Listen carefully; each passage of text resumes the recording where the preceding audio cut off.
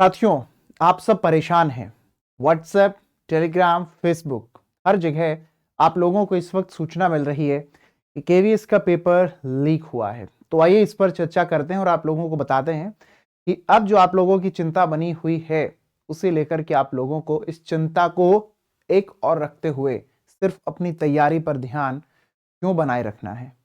आप लोगों के मोबाइल पर आपको ये दो न्यूज़पेपर की कटिंग देखने को मिली होंगी या इनके अलावे और भी कई सारी न्यूज़ आप लोगों को देखने को मिल रही होंगी।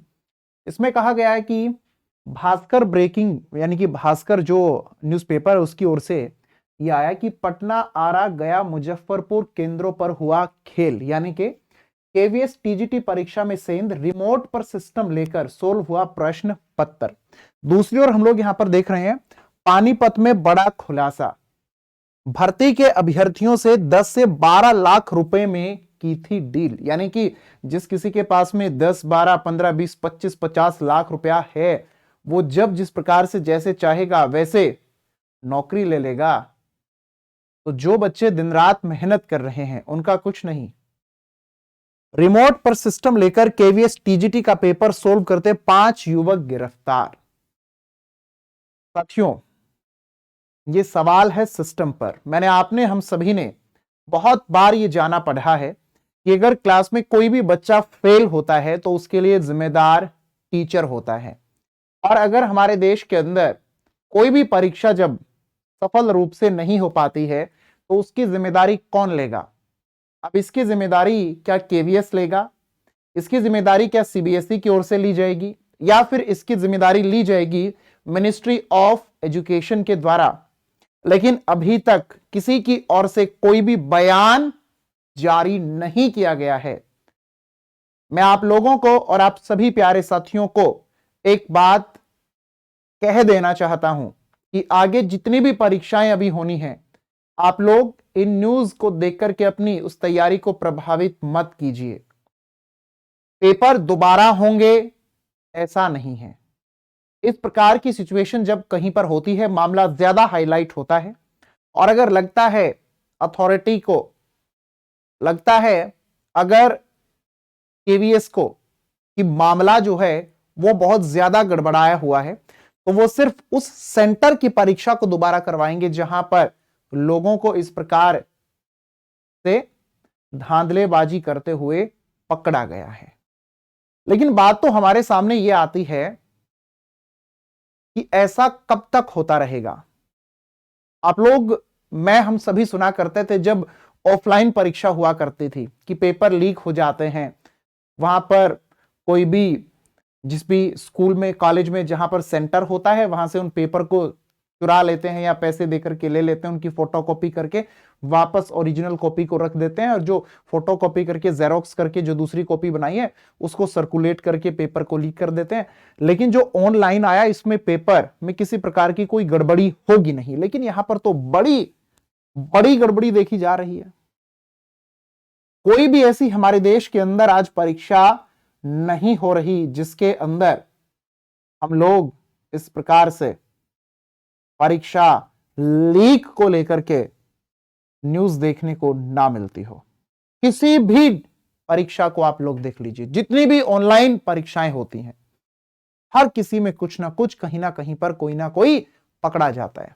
अब बात सामने यह आई कि जो पकड़ा गया वो तो चोर, और जो ना पकड़ा गया उसका तो पता ही नहीं। ये जिन जिन सेंटर पर पकड़े गए हैं, अगर ये पकड़े ना जाते तो यहां पर भी मामला ठीक ही था। तो बात तो ये है कि सिस्टम में कमी है, और छोटी नहीं बड़ी कमी है। हो सके तो केंद्रीय विद्यालय संगठन की ओर से इस पर कम से कम कोई एक बयान तो अपनी ओर से जारी कर देना चाहिए कि इस प्रकार की जो ये हम लोगों को समस्या देखने को मिली है, जिन जिन सेंटर्स पर, उन सेंटर पर हम लोग कार्यवाही करेंगे। पूरी की पूरी परीक्षा को कैंसिल करना सही नहीं होगा और की भी नहीं जाएगी। बाकी हम लोग इंतजार करेंगे सभी कि ऑफिशियल किसी भी प्रकार का कोई बयान अगर आता है तो आप सभी को पता चले, और ज्यादा बहुत ज्यादा आप लोगों को टेंशन लेने की जरूरत नहीं है। आने वाली जितनी भी परीक्षाएं हैं, आप अपनी उन परीक्षाओं की तैयारी करते रहिए। आपको तो मेहनत करके अपनी जिंदगी में आगे बढ़ना है। साथियों, आपके मेरे हमारे पास में ये 15, 20, 25, 50 लाख रुपया नहीं है। हम लोगों को तो दिन रात मेहनत करके आगे बढ़ना है।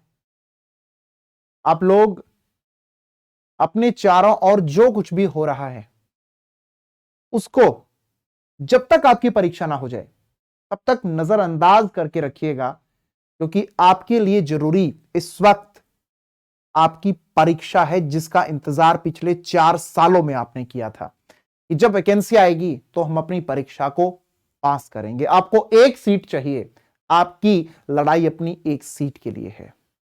तो कोई भी साथी अगर किसी भी प्रकार की कोई कार्यवाही करना चाहता है तो बेटा कीजिए, आपका हक है, लेकिन अपनी परीक्षा देने के बाद में, क्योंकि इस वक्त आपके लिए सबसे ज्यादा जरूरी अपनी परीक्षा देना है। और ये सवाल है हमारे सिस्टम पर, ये सवाल है हमारी सरकार से, हमारे उस डिपार्टमेंट से जो इन परीक्षा को लेने का काम कर रहा है। क्या इसी प्रकार से हमारे देश के अंदर पेपर लीक होते रहेंगे? और जो बच्चे दिन रात मेहनत करते हैं, एक वो किसान जो अपने बच्चे को कर्ज लेकर के पढ़ाता लिखाता है इस आस के साथ कि एक दिन मेरा बच्चा भी कामयाब होगा, और कुछ पैसे वाले सामने आते हैं और वो पैसे देकर सारे सिस्टम को खरीद कर अपने कब्जे में लेकर के सबको रौंदते हुए आगे बढ़ चले जाते हैं। क्या ऐसे बनेगा देश? नहीं।